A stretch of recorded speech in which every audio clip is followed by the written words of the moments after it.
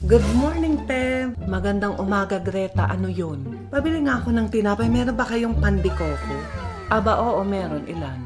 Bigyan mo ako ng isang balot. Alam mo ba, Te, si Tisoy? Yung nakatira sa kabilang kanto. Abay, balita ko, mayaman na. Kasi nga daw, yung business na pinamana sa kanya ng pamilya niya, na-manage siya ng maayos. Samantalang itong si Joy, na pinsan niya, 3 kurso ang natapos at hanggang ngayon wala pang maayos na trabaho.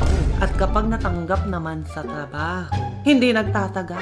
Hindi mo talaga masasabi, no? Hindi porke may pinag-aralan ka, magiging maganda ang buhay. Kakagulat at nakakatuwa naman. Tatambay-tambay lang yan dati pero ngayon asensado na. Hindi talaga natin alam ang kapalaran. Pero alam mo ba, ako naman ay bilib kay John. Dahil nakapagtapos ng pag-aaral at for sure di maglalao niya, yaman din yan. Siguro ngayon hinahanap niya pa ang perfect na position para sa kanya. Hay nako, Aling Suling, sinayang niya lang ang panahon niya. Sa buhay ngayon, diskarte ang kailangan natin. Tingnan mo si Tisoy.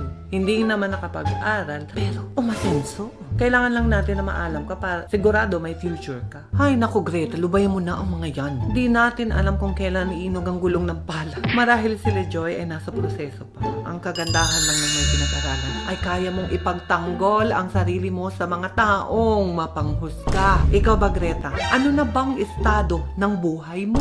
Naaamoy mo ba yun? Parang may nasusunog na sinain. Ay naku, nagsasaing pala ako. Eto na yung bayad.